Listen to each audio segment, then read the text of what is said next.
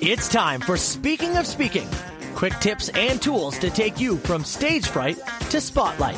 This podcast gives you an inside look from the world of public speaking and speaking secrets you need to be bold from the stage, no matter what business you're in.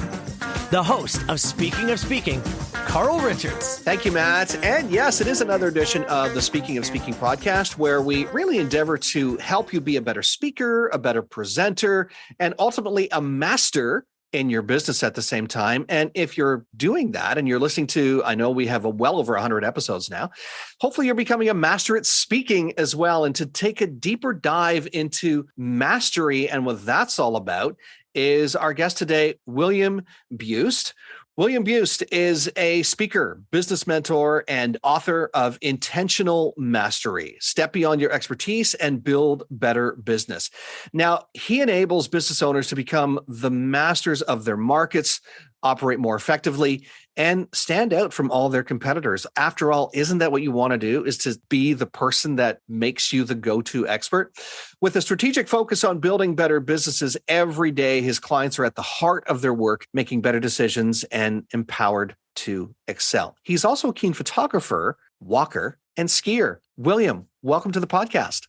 Thank you, Carl. It's fabulous to be here and lovely to talk to you today. I'm thrilled to take this dive into mastery, but I need to ask you about your photography as we get started, though, because that's something that I sort of started to embrace when I was younger, but then I slipped away from it. So photography, what type of photography are we talking about here? So most of my photography is landscape, taking pictures of the world as I see it. That's quite an important part of it. It's as I see it. I'm trying to always look at the world from a little bit of an odd angle, frame something that is perhaps a little bit unusual and makes people just look at the photograph and ponder for a moment about what they're actually seeing and how it's presented. Does your photography work also sort of cross over into your business as far as, I'm mastering this skill as well?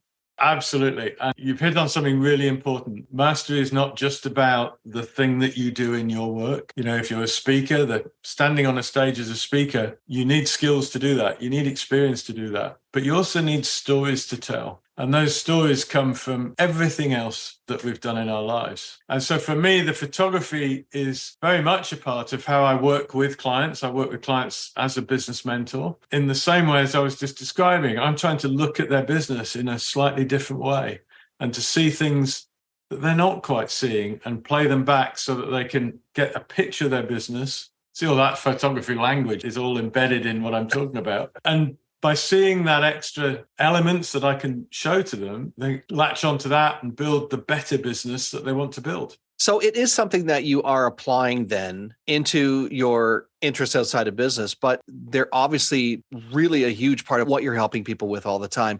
What does mastery mean, and why does it even matter? Why do we need to focus on mastery?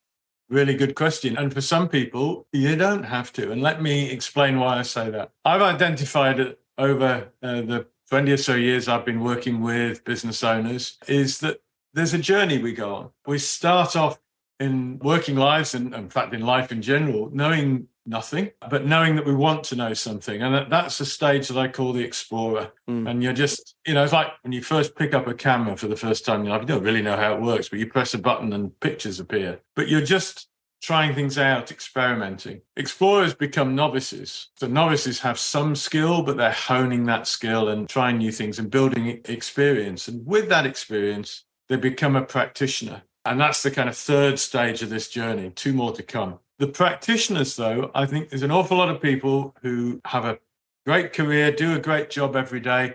We know they're going to do a great job, and that's enough for them. They're very happy to be good at what they do and not wanting to push any further on. But some people want to narrow down a little bit, build an expertise. And that comes of deep experience and looking at how what they do can work in different contexts. It's a bit like with my photography. When I first started, I would take pictures of anything. But as I became more expert, I recognized where I had the skill, where I had the talent, which is about landscapes and about the world around us rather than headshots or food photography or architecture. So I'm out in the countryside. That's where I want to take my pictures. That's where my expertise is. All of that has been about building something that's been missing, or either been missing knowledge, missing skill, or missing experience to get to expertise. Mastery, though, is another step further, and that's about the insights that all of your experience across everything you do can bring to bear on the thing that brings you the most joy and the most value to your clients. For speakers, it's about understanding that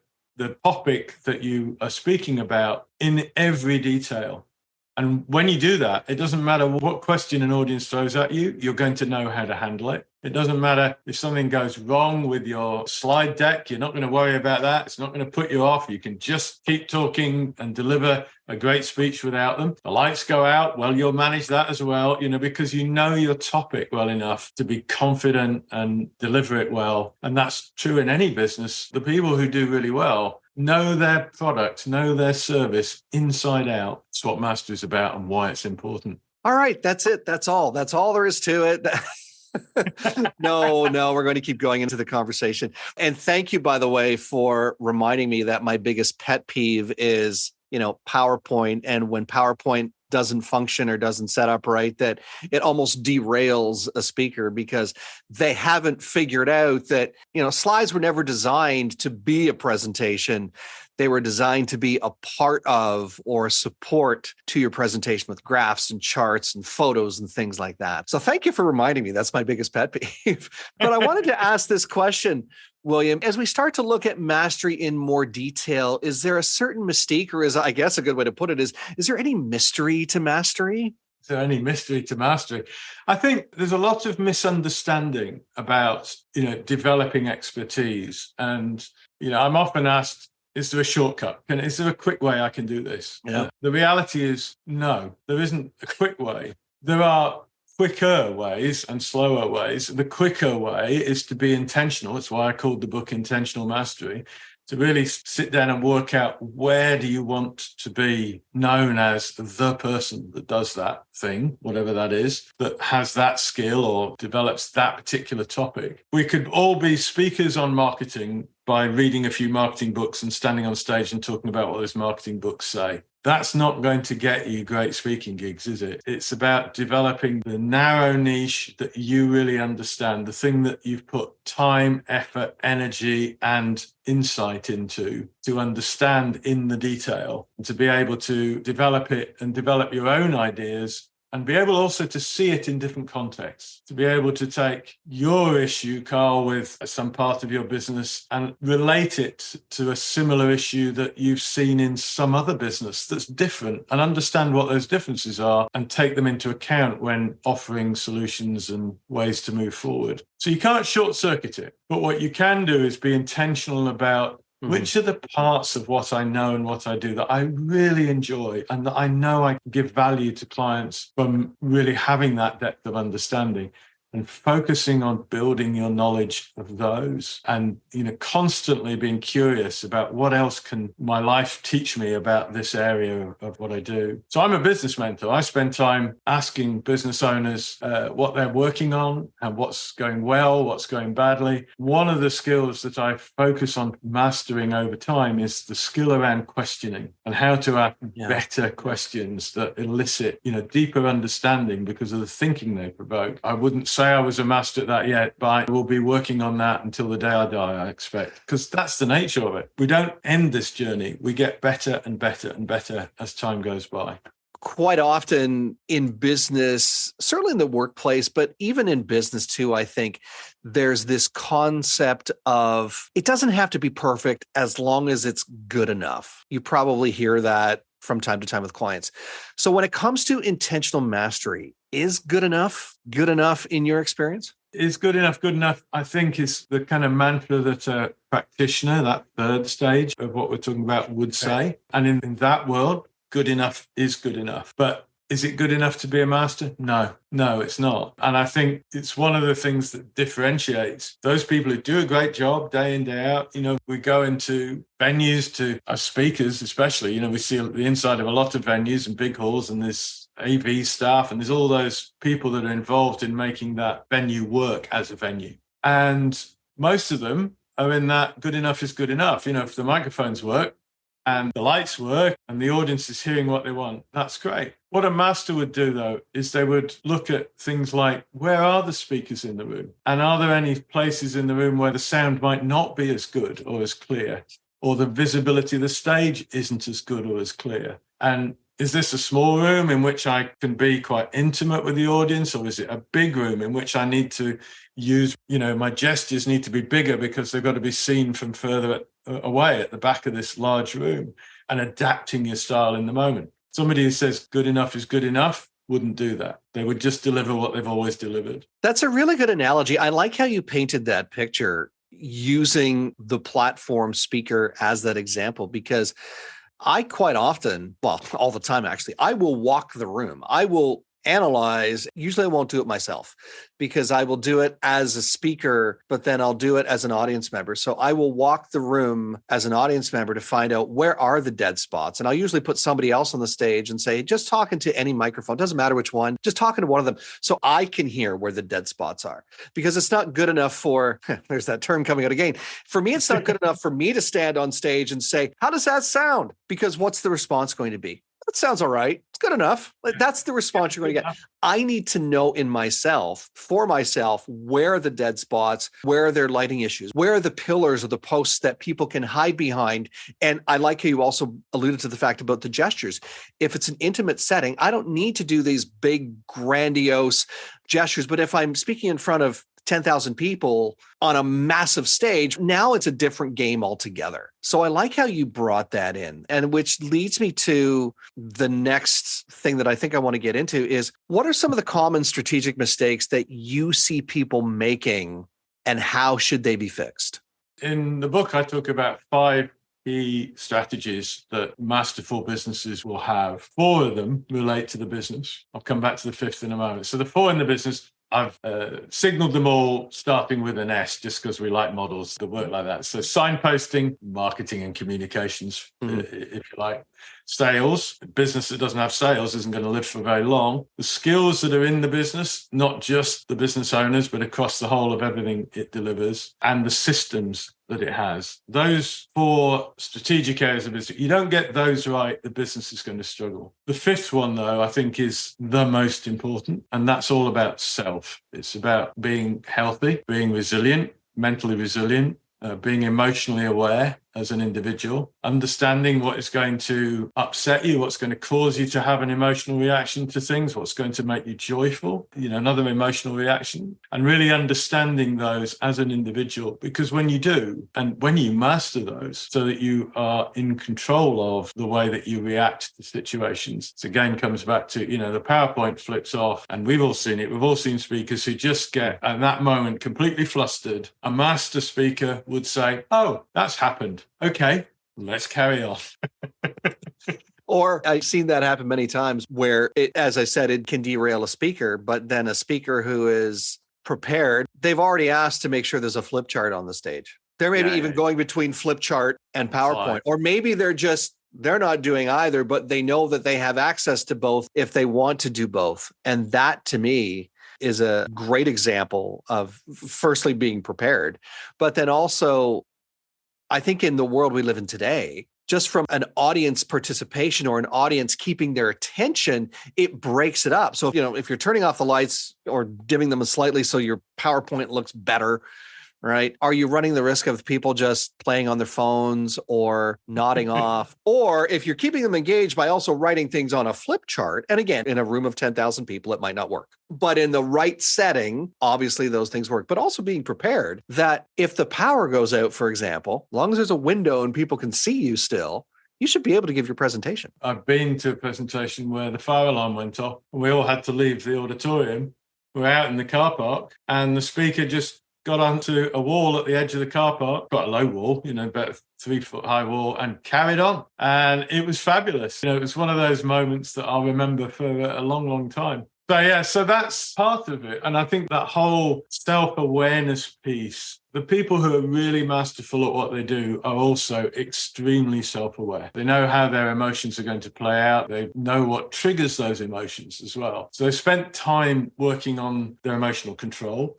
Because they have control of that, they're usually pretty mentally resistant. The world can throw most things at it. And they look after themselves. They eat well, they exercise enough to keep themselves fit and healthy. I'm not saying people have to go out and run 20 miles every day, but make sure that you're fit and healthy, because if you're running a business and you're ill, well, the business ain't going to run so well. So, just take time to look after yourself. So there's some discipline there that you're alluding to as well. And it's the discipline, not just within the business, but the discipline to make sure you're getting a good night's sleep, staying on top of your health, and also knowing, and maybe this is part of the discipline as well, is knowing when it's time to do things like step away from the business, take a break, go on vacation, and really respect that time. Because I find that there are a number of entrepreneurs who don't.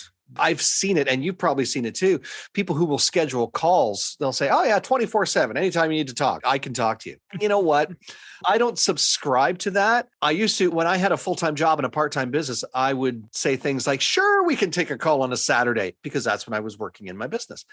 But now that I'm working full-time in my business, I go, you know what? Saturdays just don't work for me unless there's a timeline, there's a deadline, there's something that we're working on that really needs attention. Otherwise, that's me time. That's me time. Vacation. That's time for me to decompress and, clear my head and be a more prepared, restful person when I come back from that vacation. How many times have you heard people come back from vacation and they need to break away from because they've come back from vacation? So all of those things, as I see it, and I'm assuming that this is your belief as well, and how you also help people, is being respectful of themselves, but being disciplined as well in all of those areas. Having good boundaries. We can all have boundaries. Some of them are not necessarily that good for us, so make sure the boundaries you set are the ones that are good for you. And your examples are great at that. The boundary that says, I'm focused on my business, I want it to be successful, therefore I'll work 7 days a week, is not a good boundary. I view vacations as part of my working life, in the sense of I am going to completely disconnect from work for a week or two, which is whatever length of time I'm away. And that's part of my job. My job is to disconnect from my work so that I can recharge and come back and feel fully motivated to put all the effort and time in. And that means actually I can do more in less time when I am working, and then have the time to do the other things that I enjoy, the photography, the walking, the skiing. Don't get me on skiing, Carl, because I'll slide down any mountain with snow on. I was going to ask you about skiing. I live in Canada. At the recording of this episode, we're March, and we have still quite a bit of snow on the ground here in Ontario, which, depending on where in Ontario you are, you're not necessarily guaranteed a good amount of snow in March, but hey, we have a chunk of it here. So I invite you, I'm not a skier, but maybe you could change my mind to at least give it a shot to slide down the slopes here, because there's a lot of beautiful ski hills here. Yeah, I'd love it. It'd be fabulous. I've certainly skied in North America in the past, and it's a very different experience from European skiing. And no surprise, it's a kind of big continental ski area as opposed to Europe is quite close to the ocean. So we get a kind of different sort of snow, I think. I don't know what it is. This is an area I'm not expert in. You need an Inuit who'll tell you all of the different types of snow, don't you? But skiing too is another example of one of the things. I'm a reasonably good skier. I've been skiing a little bit as a teenager, and then I didn't ski again until I was in my 50s. I took it up again. I've been skiing for 14 years. Every year I've skied for 4 weeks this year. Love it. It's one of my real pleasures. But I still take lessons. I'll go away for a week now and I'm skiing, difficult runs and enjoying them, but I still take lessons, because for me, that's part of this journey to mastery. It is a school day every day, and constantly learning and learning from people who know something you don't, or have a technique that you're not aware of, or have been doing it longer and are better at it. There's always something to learn that can make you a better skier, better person, better businessman, better businesswoman. Open mind and a hunger and a curiosity for learning are really key to doing this well. Wow, that's phenomenal. This has been a great discussion. I do want to take a moment, though, to give people some direction and to help them to see where they're at when it comes to mastery. And you actually have an audit that really gives people that assessment. Talk about that a little bit. Yeah, so on my website, we'll give you the address of that in a minute. There's an audit. It takes probably about 5 minutes to complete. It's 20 very quick questions about your business. It's aimed very much at mastery in business. So if you're running a business, it's a very quick way to check where you are right now. It's a self-assessment. I get the results. I'll look at those and I produce a report that's not automated. I want to look at the results and I'll probably look people up on LinkedIn and learn a little bit about their business as well when we do that. And then I'll produce a report that plays back to them in those 5 areas that I talked about: themselves, skills, signposting, systems, and sales, and helps them to focus on the area of their business where they can get the best return by putting some focus on immediately. And then they can take the advice in there if they wish to, and hopefully it'll make a difference in their business very quickly. That's phenomenal. And we'll make sure that we put a link in the show notes for you to click on that and take the assessment. And also in the show notes, we'll put a link to Intentional Mastery. That's the book. That's the book, yeah. And the book is in 3 sections. The first section talks about what mastery is and the journey that we've talked about today. Mm-hmm. The middle section is those 5 strategies that we've been talking about as well. The final section is called Mastering Joy. And it's really about bringing pleasure and enjoyment to everything that you do. And that, to me, is the thing that is most important in any business. It should be fun. It should make you smile. It should be something you can be proud of and something that you can pass on, or at least leave the memories of to others for long after you've gone. I was always of the attitude, if it's not fun, why are you doing it? So when work becomes work, you have to find something else to do. Really, right? William, this has been a phenomenal conversation. Thanks for taking the time today. William Buist has been my guest. William, before I turn you loose onto the world to continue to master and help people get into mastery as well, I'll give you the final thought. Well, my final thought is, I think we've touched on this, Carl, is have fun. Focus on the important things in your business and in your life and become the master of those things so that you have the most fun that you can have in this world. It's a great way to leave it. William Buist, thanks so much for being my guest today. A pleasure. Thanks, Carl. And remember, get out there and own the platform. Thanks for listening to the Speaking of Speaking podcast. Fired up about something you heard today? Want to learn more? Be sure to visit carlspeaks.ca. And don't forget to follow Carl on Twitter @CarlRichard72 or join the Facebook group Speaking of Speaking.